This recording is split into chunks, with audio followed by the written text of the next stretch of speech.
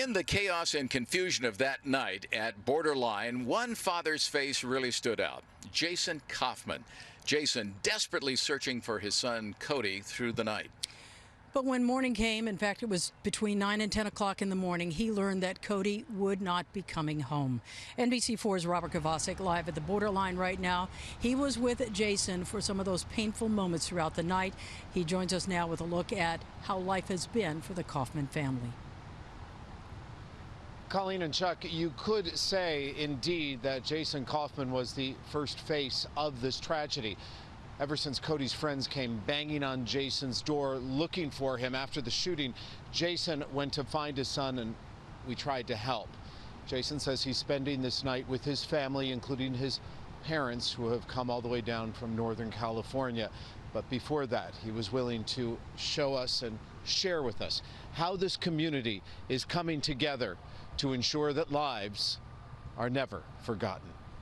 We're still grieving. There's a lot of people that haven't come to cope with it yet. Then there's people like myself that have come to the realization that, yeah, this is life now. This is the way that it's got to be. For the Coffman family, solace is often found in this Camarillo Memorial Garden. See, brother? See? Dedicated to Cody Coffman.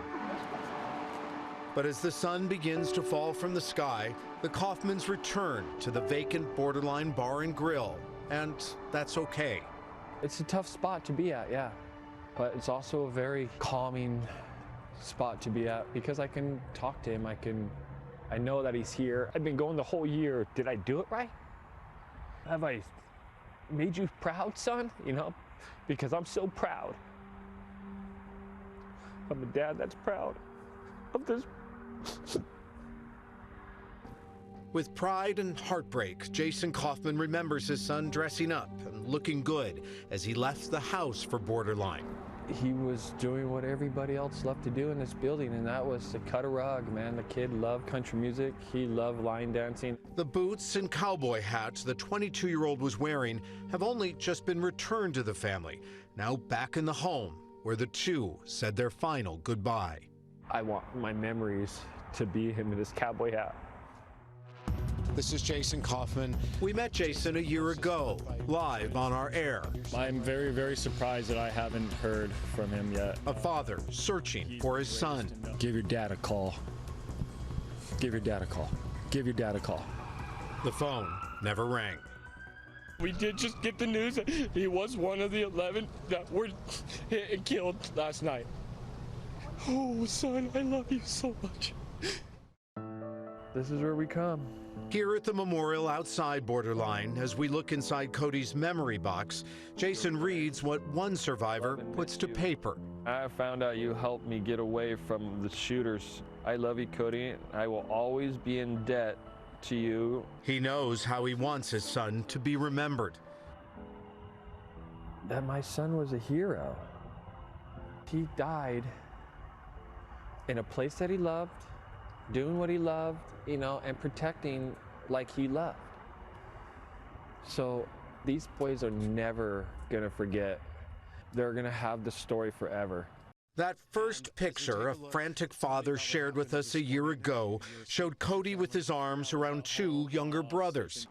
But now there's a sister. Aurora Coffman, born the same month Cody lost his life. Cody was so happy. He was so happy to be a brother to a sister. And to be cut short 3 weeks before he got to hold or touch or anything, that's where I become mad. Oh, it looks pretty, huh? Look. With Aurora in his arms, his boys and his wife by his side, Jason walks them to the edge of the Borderline parking lot to see, for the first time, a large oak tree lit every night to honor the victims. Another place to find comfort. Another place to keep Cody close. He's with me forever. He'll never leave my heart.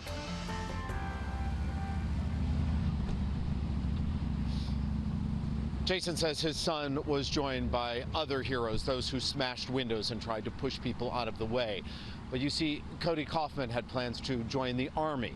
And Jason says he has no doubt this was his son's final time here at Borderline to show his spirit of serving and protecting. Colleen and Chuck. So many are gathered outside Borderline. Robert, I am wondering, do they want to go inside? Is that being made available to them, or would they rather not? The families of the Borderline victims were allowed inside of the facility at some point. Jason opted not to. Jason said when there's music playing again, when there's dancing, and when there are people there celebrating life, then he will go back, because he says then he can feel his son. Coincidentally, Jason also said that he had to fight with officials to get belongings back into families' possessions. Belongings for Jason included Cody's cowboy hats and his boots that are right now prominently displayed in that family's Camarillo home, even though they are splattered with blood.